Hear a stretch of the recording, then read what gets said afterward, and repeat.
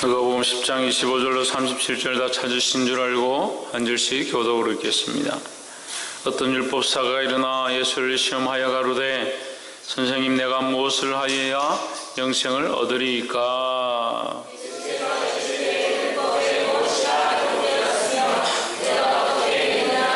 대답하여 가로되 내 마음을 다하며 목숨을 다하며 힘을 다하며 뜻을 다하여 주 너희 하나님을 사랑하고 또한 내 이웃을 내 몸과 같이 사랑하라 하였나이다.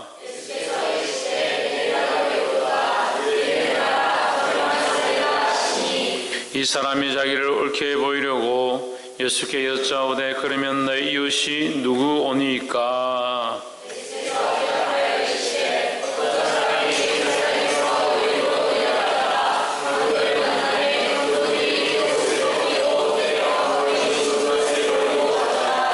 마침 한 제사장이 그 길로 내려가다가 그를 보고 피하여 지나가고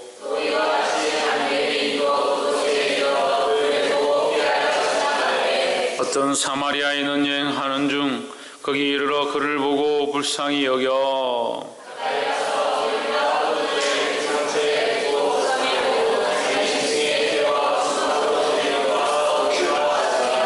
이튿날에 데나리온 둘을 내어 주막 주인에게 주며 가로되 이 사람을 돌보아 주라. 부비가 더들면 내가 돌아올 때에 갚으리라 하였으니.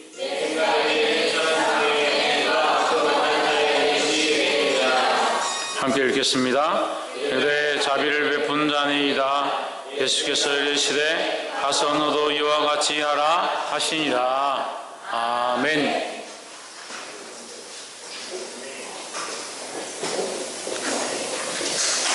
이 시간 성가대에 나와서 나의 죄를 정케 하사라는 찬양으로 하나님께 영광 돌리도록 하겠습니다.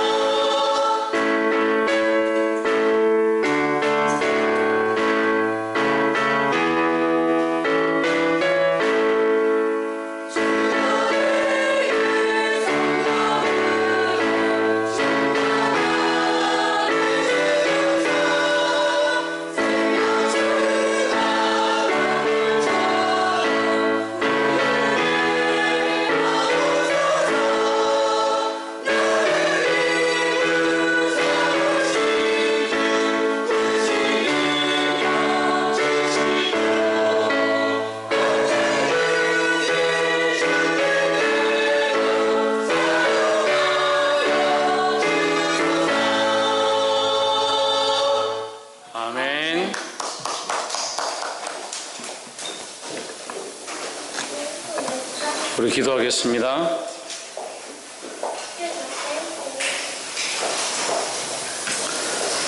걸어가시며 참되신 하나님, 주님 앞에 나와 귀한 말씀들을 함께 나누게 하시고 예배하며 찬양하게 하심을 감사합니다. 예배 가운데 하나님 앞에 집중하게 하시고 하나님만 바라보게 하시고 성령님 오셔서 우리의 마음을 만지셔서 주를 향한 생각들이 우리 안에 솟아나도록 회복시켜 주시옵소서. 주께서 깨닫게 하시고 보게 하실 줄 믿사오며 예수 그리스도 이름으로 기도하옵나이다. 아멘. 우리 옆에 상하는 사람들 사랑합니다. 축복합니다. 할렐루야. 우리 말씀의 제목을 한번 읽읍시다. 시작. 이웃이 되어 주어라.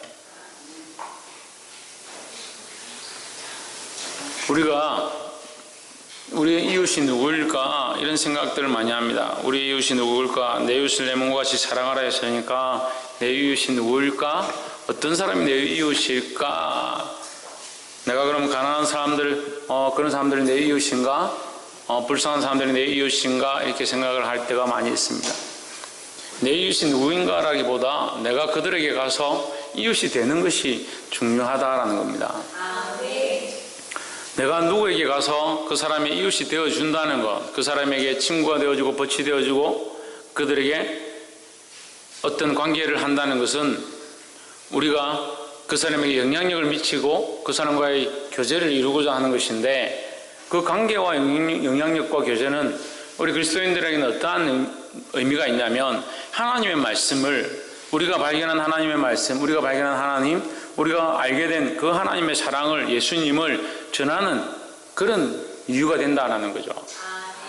우리가 가서 그 사람들의 안 좋은 영향, 그 사람들의 불쌍한 영향, 그 사람들의 죄로 물들어 있는 영향을 우리가 받는다면 그것은 문제가 있습니다.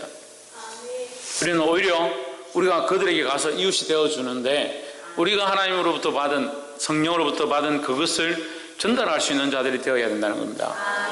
할렐루야. 그래서 지금 어제 서울에서 퀴어 축제라고 해가지고 동성애를 옹호하는 사람들이 동성애를 합법화시켜라, 소수의 성적 권리도 인정해라, 합법화해라, 그 여자가 여자하고 같이 자고 남자가 남자하고 같이 자고 그렇게 하는 것들을 정상화시켜라. 퀴어라는 단어 자체가 비정상을 말하는 거예요. 퀴어라는 단어 자체가 비정상을 얘기하는데, 그것을 축제로 해가지고 정상이다. 남자 그 게이들이 바지를 거의 다 벗고 엉덩이를 내놓고 그렇게 거리를 할보하면서 소수의 성소수자들, 그런 사람들의 그 성의 권리, 자기들이 누릴 권리를 합법화해라. 그럼 어떻게 되냐면요, 남자하고 남자가 결혼해가지고 애를 입양하는 겁니다. 남자 애를 못 낳으니까 입양해서 자식을 키우는데, 그 자식을 키우면서 그 자식을 남자 중에 한 명한테 엄마라 하고 한 명한테는 아빠라 하고 그렇게 키워가지고 초등학교 보내고 중학교 보내고 고등학교 보내는 겁니다. 그 아이가 뭐가 되겠습니까? 그 아이도 커서 똑같이 그렇게 하는 거예요. 하나님의 창조의 원리와 완전히 어긋나 있습니다. 원래 우리가 만들어진 그 인간의 신체적인 모양과 완전히 다른 것들을 추구하는 겁니다. 성소수자의 원래 원리가 어디서 오느냐, 뿌리가 어디서 오느냐, 쾌락에서 오는 겁니다. 육체의 쾌락을 쫓아서 자기가 하고 싶은 것을 쫓아가니까 그걸 사랑하고 그걸 좋아하는 겁니다. 지금 우리나라가 심각합니다. 이번 일주일 동안만 해도 이 동성애로 인한 살인사건과 폭력사건이 수없이 일어나고 있습니다. 얼마 전에 저수지에 토막살인사건이 난 시체가 발견되었습니다. 근데 평범한 청년이 멀쩡하게 잘생겨가지고 페이스북에도 자기 사진을 올리고 여자친구도 있고, 그런데 집이 있을 때 집이 없어가지고 하숙집을 하는데 거기 아저씨 50살 먹은 아저씨하고 같이 살면서 평범한 청년이 사는데 둘이 같이 자는 거예요. 그래 관계를 맺었어. 그 관계를 맺었는데 30만 원을 주기로 했대요. 그래서 30만 원 안 주는 거야.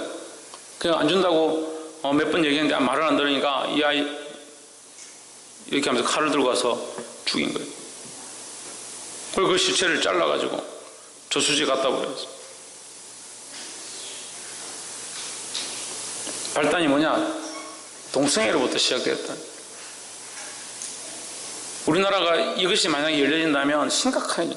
서울에 5만 명이 모였는데 제가 볼 때는요, 거기에 누가 힘을 실려면 외국 사람들이 힘을 실습니다. 네덜란드하고 미국에서 엄청나게 들어왔습니다. 호주에서 하고.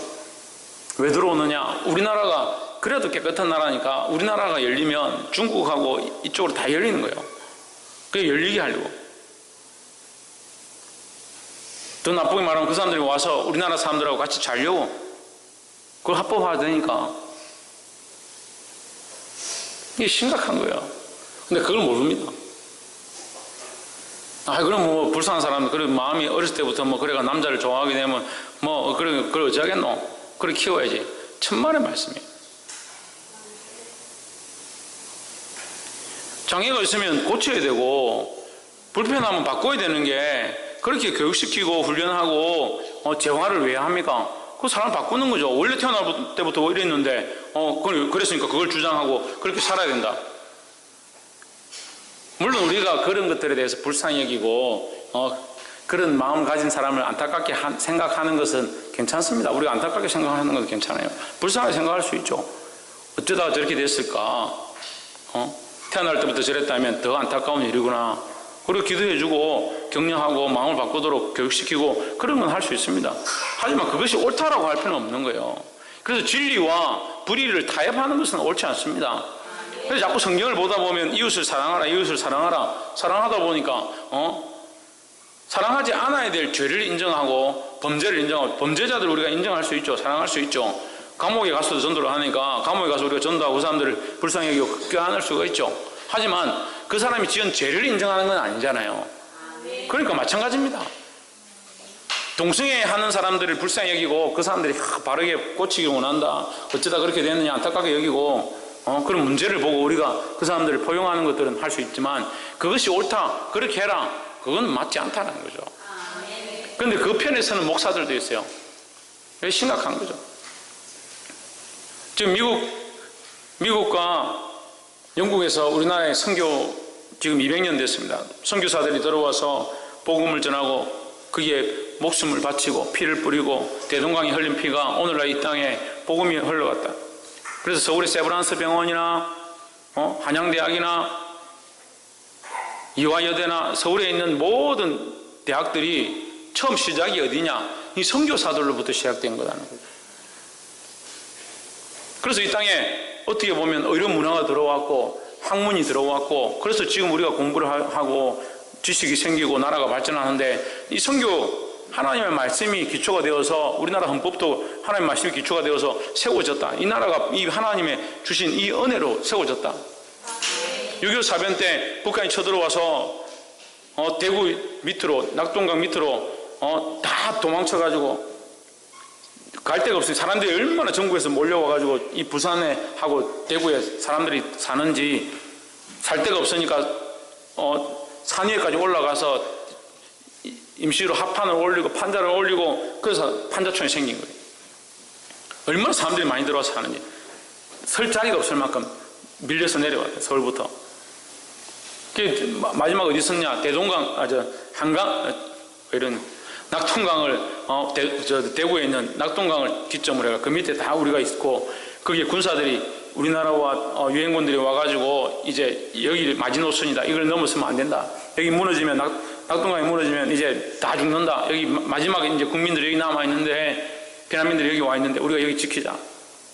그걸 지키는데 이승만 대통령이 그날 뭐 하냐면 이승만 대통령이 목사님들 전국에 있는 목사님들 다 모았습니다.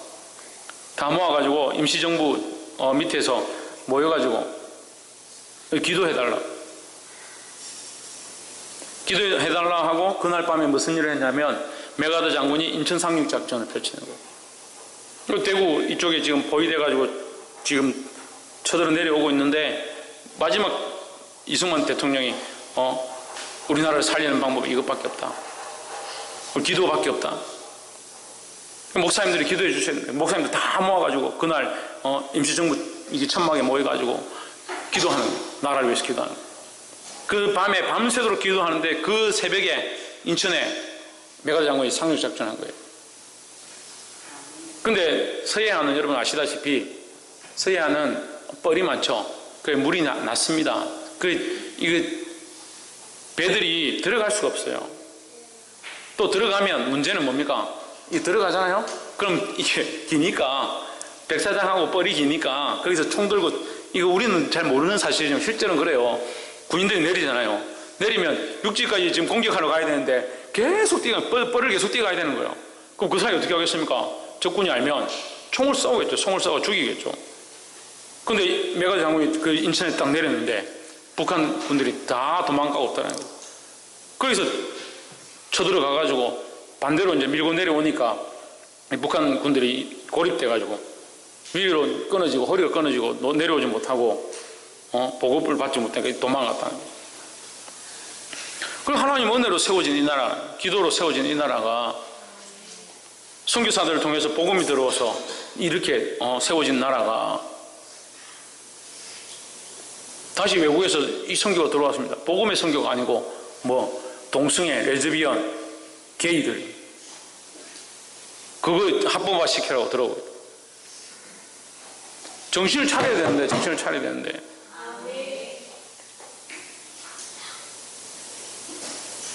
여러분 아이들이 커가는데 지금 애기들 키우잖아요. 초등학생들 이 아이들이 커서 초등학교 6학년 되면 학교에서 남자들은 어떻게 서로 학문 선교를 하고 여자들은 어떻게 하고 여자들끼리 어떻게 하고 그걸 가르치는 걸 여러분 보고 싶습니까? 학교 갔다 오는데 엄마 학교에서 이상한 거 가르쳐주는데 이렇게 하래요. 그런 걸 보고 싶냐는 거예요. 시대가 지금 그렇게 돼가고 있습니다. 근데 국민들이 뭐라고 하냐? 그건 성소수자 자기들 나름대로 즐기려고 하는 건데 자기들끼리 즐기라 해라. 그 정도가 문제가 아니에요. 차별금지법이라고 그 이제 성소수자들을 해방하려고 나가면 차별금지법이 있는데 그 사람들 차별하지 마라. 차별하지 마라에 뭐가 들어있냐면 종교 차별도 안 되는 겁니다. 그럼 강단에 서서 오직 예수 그리스도만 구원을 얻습니다 하면 종교 차별이 되는 거예요. 다른 종교를 차별하게 되는 거죠. 그럼 뭡니까? 불교 가도 구원을 얻을 수 있습니다. 천주교 가도 구원을 얻을 수 있습니다. 그렇게 말하라는 거죠. 물론 그래도 저는 예수 그리스도만 구원이 있습니다 말하겠지만 시대가 그렇게 되고 있는데 이 그리스도인들이 정신을 안 차리면 어떻게 하냐는 거예요. 근데 제가 지금 너무 멀리 왔는데 우리 이웃에 대해서 말하는 겁니다. 우리가 이웃을 사랑하는데 어떻게 사랑하냐? 진리와 하나님의 법 안에서 사랑하는 거예요. 할렐루야.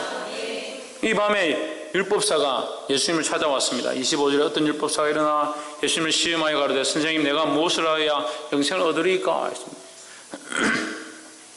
여러분 길게 볼 필요도 없이 25절에서 이것만 봐도 이 율법교사는 뭐가 있느냐? 율법이 있죠. 율법교사에게 뭐가 있습니까? 율법이 있죠. 그 사람이 뭐가 없습니까 지금? 이 사람은 뭐는 있고 뭐는 없습니다. 25절 이것만 보면 있습니다. 율법은 있고 이 사람에게 율법은 있고 뭐가 없습니까? 영생이 없습니다. 이 사람에게는 생명이 없다는 거예요. 율법은 있는데 생명이 없다는 거예요. 그래서 26절에 예수님께서 율법에 무엇이라 기록되었느냐? 네가 율법을 아니까 율법에 무엇이라 기록되었느냐? 27절에 대답하여 가로되 내 마음을 다하며 목숨을 다하며 힘을 다하며 뜻을 다하여 주 너의 하나님을 사랑하고 또한 내 이웃을 내 몸같이 사랑하라 하였나이다. 이거 우리가 몇 주 전에 이거 말씀을 우리가 함께 나눈 겁니다.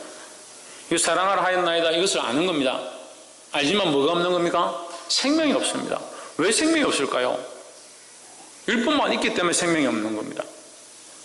이 사람이 이 말씀을 똑바로 안다면, 이 여기 있는 하나님을 똑바로 안다면, 하나님을 온전히 사랑한다면, 그 하나님의 사랑으로 이웃을 사랑한다면 그 안에 생명이 있었을 겁니다. 그런데 모른다는 거죠. 뭐만 하느냐? 율법만 한다는 거죠. 우리가 교회 다니는 무늬만 있어서 되느냐? 믿음이 있다면서 무늬만 예수쟁이. 무늬만 교회를 나오는 거예요. 삶은 하나도 바뀌지 않습니다. 하나님 사랑하지도 않습니다. 이웃을 내 몸같이 사랑하려고 하지도 않습니다. 그러니까 뭐만 있느냐? 교회를 다니는 껍데기만 있다. 그게 뭡니까? 그게 율법주의자하고 뭐가 다르겠습니까? 뭐가 없다? 생명이 없다는 거예요. 생명이 없다. 하나님 안에 믿음이 없고 생명이 없다. 오늘 예배 이 자리에 앉아있지만 여기 앉아서 예배하고 있지만, 말씀은 듣고 있지만 생명이 없다. 생명.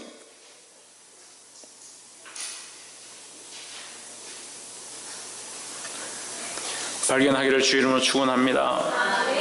그럼 이 생명은 어디서 오는가? 이 생명을 어떻게 얻는가? 이 생명을 얻은 자들은 어떤 삶을 사는가? 그 모양을 오늘 발견하게 되기를 주 이름으로 축복합니다. 30절에 예수께서 대답하여 이르시되 어떤 사람이 예루살렘에서 여리고로 내려가다가 강도를 만나며 강도들이 그 옷을 벗기고 데려 거반 죽은 것을 버리고 갔더라. 죽은 것을 버리고 갔다. 강도들이. 그럼 이 사람은 죽음에 가깝죠. 다 죽어가는 거죠. 31절에 마침 한 제사장이 그 길로 내려가다가 그를 보고 피하여 지나가고, 마침 누가 지나갔다? 제사장이 지나갔다. 우리가 지금 출애굽기하고 레위기 민수기서를 하니까 여러분 아실 건데, 죽음은 뭐하다? 죽음 시체는 뭐하다? 부정하다. 만지지 말라, 가까이도 하지 말라. 만지는 자는 밤까지 부정할 것이고 그 몸을 씻을 것이고 뭐 이렇게 얘기를 합니다. 그 제사장은 다 죽어가는 시체 갖고 꼼짝도 안 하니까 피해가는 게 맞겠죠? 피해가는 게 맞죠? 자기가 알고 있는 지식 안에서. 그러니까 신앙생활은요, 지식으로 하는 게 아니에요. 공부를 많이 한다고 똑똑해지고 하나님과의 관계가 깊어지고 그게 아닙니다. 자꾸 성경을 보고 성경을 알면 나 하나님 더 알겠지. 정말 말씀. 하나님을 아는 자가, 따라합시다. 하나님을 아는 자가 하나님을 알아가려고 한다. 하나님을 아는 자가 하나님을 알아가려고 하지, 하나님을 모르는데 하나님을 알아가려고 하는 게 말이 안 되는 거죠. 무슨 말인지 이해가 안 되면, 자기 부모를 자기가 알고 부모를 사랑하면 부모를 더 알고 싶고, 우리 부모님이 어떻게 나를 어렸을 때부터 어떻게 키웠고, 그래서 물어보죠. 엄마, 내가 어렸을 때 어떻게 했어? 그 이삭이가 아빠한테, 아빠, 내가 이 하윤이를 자꾸 안아주고 예쁘다 이렇게 하고, 효원이를 이렇게 안아주고 이쁘다 이러고, 혜준이 혜찬이를 내가 예쁘다 이렇게 하니까, 아빠, 내가 어렸을 때도 아빠 그렇게 했어요? 물어보는 거예요. 그러면 네가 어렸을 때 내가 그러면 어디 묶어놓고 버려두고 무슨 창고에 가다 놨을까? 내가 이 아이들 이만큼 이뻐하는데 너네 얼마나 더 예뻐했겠냐. 그걸 물어본다. 모르니까 물어보겠죠. 모르니까. 근데 제가 지 아빠인 줄 알죠? 아빠인 줄 알기 때문에 저한테 물어보는 거죠. 아빠인지 알기 때문에 알고 싶은 거죠. 우리가 하나님이 우리의 아버지시고 우리의 주님이심을 알기 때문에 그 주님을 알아가려고 하는 거예요. 근데 지식으로 하나님을 아는 게 아니에요. 우리가 머리로 배운다고 해서 하나님을 아는 게 아니에요. 우리 아빠를 알 때, 우리 엄마를 알 때 키가 몇이고 눈이 어떻게 생겼고 머리카락이 어떻고 그렇게 엄마를 아느냐? 그렇지 않습니다. 목소리만 들어도, 심지어는 느낌만으로도 누가 뒤에만 가까이 와도 엄마가 온 줄 알고, 그게 아는 거죠. 우리가 하나님을 아는데 하나님을 느끼고 하나님 우리 앞에 함께 하신 것들을 인격적으로 만나는 그 은혜가 있어야 된다는 거예요. 근데 제사장은 이건 모르는 거죠. 뭐만 아느냐? 법만 아는 것만, 지식만 아는 겁니다. 그러니까 시체를 보니까 이거 더럽다, 내가 만지면 안 된다, 그래 피해갔다. 건드리면 안 되니까 아예 요리 돌아서 피해가 버렸다. 32절에 또 이와 같이 한 레위인도 그것에 이르러 그를 보고 또 피하여 지나가되. 33절 어떤 사마리아인은 여행하는 중 거기 이르러 그를 보고 불쌍히 여겨 했습니다. 이 사마리아 사람이 나오는데, 이 사람은 이 여리고로 가는 이 지방의 사마리아인은, 여리고가 있는 이 지방은 이스라엘 나라죠. 사마리아인은 이방인 취급을 받고 개 취급을 받는 아주 비참한 상황에 사는 사람이다. 근데 이 사람은 또 뭘 하고 있었냐? 여행을 하고 있었다. 자기 일이 있었고 지금 바쁘게 자기가 나름대로 시간을 내서 어디 가고자 하는 그게 있었다는 거죠. 지우 똑바로 앉아. 어디 가고자 하는 자기 목적이 있었다는 거죠. 하지만 그가 그 불쌍한 사람을 볼 때, 그 다친 사람을 볼 때 불쌍히 여겼다라는 겁니다. 우리의 시간이 다 똑같이 시간이 있고 상황이 다 허락해서 이웃을 사랑할 수 있고 교회 봉사할 수 있고 하나님 앞에 나와서 기도할 수 있는 게 아닙니다. 다 동일하게 바쁩니다. 다 바빠요. 목사님은 늘 한가하시죠. 제가 뭘 한가합니까? 교회 와서 열심히 봉사하는 사람 보면 저 집사님은 참 시간이 많고 여유가 있으니까 저렇게 하겠지. 천만의 말씀이에요. 불쌍히 여겼더라. 이 사람을 볼 때 어떻게 했다? 불쌍히 여겼더라. 그래서 이웃이 되어주는 방법, 이웃이 되어주는 첫 번째 방법이 뭐냐? 불쌍히 여기는 것이다 하는 겁니다. 뭐 하는 것이다? 불쌍히 여기지 못하면 이웃이 될 수 없습니다. 불쌍히 여기지 못하면 그에게 마음을 줄 수가 없습니다. 불쌍히 여기지 못하면 그를 사랑할 수 없고 섬길 수 없다는 거죠. 불쌍히 여기지 않는데 어떻게 그를 도와주겠습니까? 불쌍히 여기는 마음이 있어야 된다는 거예요. 우리는 더욱 사람을 불쌍히 여기는 것뿐만 아니라 그 사람 영혼을 불쌍히 여기고 그들이 하나님 알지 못하는 것, 주의 복음을 듣지 못하는 것 불쌍히 여길 수 있어야 된다는 거예요. 그래서 가깝게는 내 가족과 내 친척과 내 자녀와 내 부모와 내 남편과 아내가 예수님을 알지 못하는 것을 불쌍히 여길 수 있어야 된다는 거예요. 내가 예수님을 알고 하나님을 알고 하나님 나라를 소망하고 영생을 알고 있는데 나와 가장 가까운 사람에게 복음을 전하지 않고 그 사람을 불쌍히 여기지 않는 것, 그건 내가 영생이 없는 거죠. 내가 생명이 없든지 내가 구원에 대해서 알지 못하든지 잊어버렸든지, 내가 구원을 받았고 하나님과의 관계가 있고 내 안에 생명이 있다면 나와 가까운 사람들부터 불쌍히 여기는 마음이 생기게 되어 있다는 겁니다. 그럼 우리가 그들을 불쌍히 여기지 않으면 어떤 사람과 똑같으냐? 이 율법 선생과 똑같은 거예요. 율법 선생은 뭐만 있습니까? 율법은 있습니다. 뭐가 없습니까? 생명이 없습니다.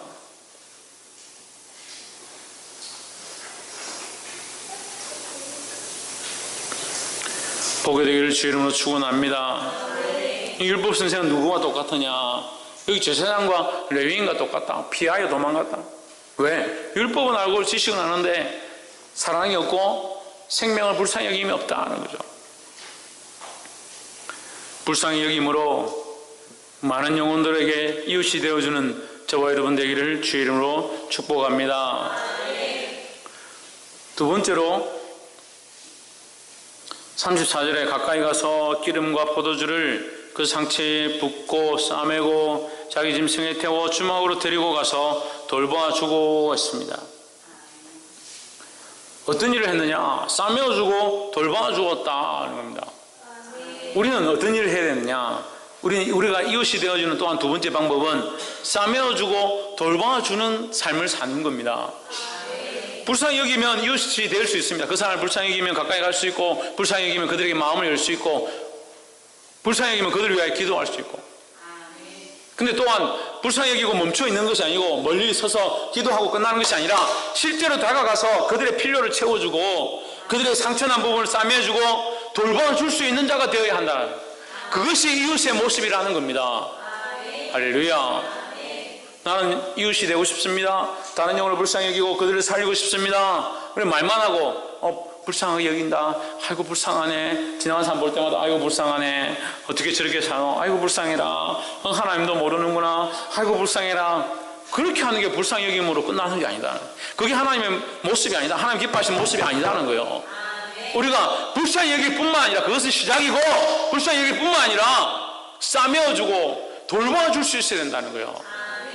그것이 이웃된 자의 모습이다라는 겁니다. 그래서 상처난 자들, 마음이 상처가 있는 자들, 아픔과 고통으로 괴로워하는 자들, 이 시대에 돌아보십시오. 얼마나 상처와 아픔으로 아이들이 영혼들이, 생명들이 고통스러워하고 있습니까?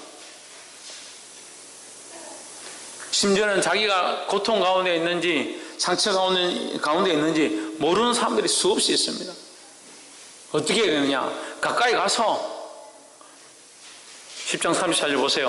어떻게 하라고? 가까이 가서 기름과 포도주를 그 상처에 붓고 싸매고 자기 짐승에 태워 주먹으로 데리고 가서 돌보아주고 가까이 가서 싸매고 돌보아줘야 된다. 할렐루야. 그것이 이웃된 자의 모습이고 이웃되는 자의 삶인 줄 믿습니다. 마지막으로 35절에 이튿날에 데나리온 둘을 내어주며 주막 주인에게 주며 가로되 이 사람을 돌보아주라. 부비가 더 들면 내가 돌아올 때에 갚으리라 하였으니 했습니다. 비용이 더 들면 내가 돌아올 때에 갚으리라. 세 번째는 이웃이 되는 중요한 방법은 경비를 지불하는 것이다. 경비를 지불하니까 돈을 막 주고 사람들한테 내 주머니 있는 걸 들어서 주면 그것이 경비를 지불하는 것이고 그것이 이웃이 되는 방법인가? 그 말을 하는 게 아닙니다. 우리에게 가장 가까운 이웃이 있습니다. 누굴까요? 우리에게 가장 가까운 이웃이 있습니다. 누굴까요? 신희경, 김태현, 가족, 박이사, 박성리, 예수 그리스도죠. 우리에게 가장 가까운 이웃은 우리에게 오셔서 우리를 위하여 우리를 불쌍히 여기고 우리를 위하여 대가를 지불하시고 우리를 위하여 싸매고 돌보아 주신 그분이 우리의 이웃이 되셨으니까 우리에게 가장 가까운 이웃은 예수 그리스도라는 거죠. 그분이 뭐 하셨다고? 우리를 위하여 대가를 지불하셨다고요. 우리의 죄를 위하여 대가를 지불하시고 우리가 죽어야 될 그 죄의 값을, 사망을, 대가를 지불하셨다. 자기가 죽음으로, 대신 죽음으로 우리를 위한 사망의 대가를 지불하셨다라는 겁니다. 할렐루야. 우리가 또한 어떻게 해야 되느냐? 이 대가를 지불할 수 있는 자들이 되어야 합니다. 우리가 어떻게 이웃의 대가를 지불하느냐? 그들의 생명의 대가를, 그들을 구원할 수 있는 대가를 어떻게 지불하느냐? 우리는 할 수가 없죠. 그들을 살릴 수는 없습니다. 하지만 그들에게 할 수 있는 게 있습니다. 구원의 길을, 생명의 길을 그들에게 전하는 겁니다. 나는 할 수 없는데 너희들의 생명을 살리기 위하여 대가를 지불하신 분이 있다. 그분이 누구인가? 그분이 예수 그리스도라. 그 예수 그리스도를 소개하면서 그들의 생명의 경비를, 그 생명의 대가를 지불할 분을 소개시켜줘서 그들을 하나님 앞으로 구원의 길로 인도하는 것이 우리가 해야 될 일이라는 겁니다. 할렐루야. 근데 이 선한 사마리아인은 어떻게 합니까? 한 번 지불하고 마는 것이 아니라 내가 다시 돌아올 때에 경비가 더 들면 갚으리라 했습니다. 우리는 날마다 돌아보아야 합니다. 우리에게 가까운 이웃들을 돌아보고 그들에게 예수 그리스도를 전할 수 있는 자들이 되어야 합니다. 할렐루야. 말씀을 맺겠습니다. 36절에 내 의견에는, 네 생각에는 이 세 사람 중에 누가 강도 만난 자의 이웃이 되겠느냐? 37절에 예루데 자비를 베푼 자 사마리아인이다. 예수께서 이르시되 가서 너도 이와 같이 하라 했습니다. 이와 같이 너도 이웃이 되어줘라. 내 이웃을 내 몸같이 사랑하라고 하시는데 이웃이 누굽니까? 이렇게 묻는 자에게 이웃이 누굽니까? 라고 하는 것이 아니라 네가 이웃이 되어줘라. 네가 예수 그리스도의 복음을 알았다면, 네가 하나님을 알았다면 네가 이웃이 되어서 그들에게 찾아가야 한다. 이 얘기를 하시는 거죠. 오늘 이 말씀을 듣는 여러분에게 지금 이 말씀을 하시는 겁니다. 이 복음을 듣는 자, 이 말씀을 깨달은 자들은 이제 가서 이웃이 되어주고 그들의 불쌍히 여기고 그들을 싸매주고 돌보아주고 그들에게 경비를 되어주고 대가를 지불할 수 있는 분, 그 예수 그리스도를 소개해줘야 된다는 거예요. 할렐루야. 이 복음을 모르니까, 이 예수 그리스도를 모르니까 자기만 구원을 받았다, 자기만 행복하다, 자기만 즐기고 앉아있는 이 레위인과 제사장처럼 살고 있다. 하나님 마음을 아는 자, 하나님을 아는 자는 사랑할 수밖에 없고 불쌍히 여길 수밖에 없고 이웃에게 복음을 전할 수밖에 없다는 겁니다. 사랑하는 성도 여러분, 이 말씀을 깨달은 대로 이웃에게 가서 이 복음을 들고 있는 참된 이웃이 되어 그들을 하나님 앞으로 인도하는 자들이 되기를 주의 이름으로 축복합니다. 기도하겠습니다. 거룩하신 하나님, 이 귀한 말씀 우리에게 일러주심을 감사합니다. 사랑하는 큰사랑 교회가 이제 복음 앞에 일어나게 하시고 수많은 생명을 살리는 거룩한 방주의 역할을 감당할 수 있도록 주여 도와주시옵소서. 주께서 허락하신 대로 이 복음의 사명을 감당할 때 능력으로 역사하시고 인도하여 주시옵소서. 감사하며 살아계신 예수 그리스도 이름으로 기도하옵나이다. 아멘. 우리 찬송가 503장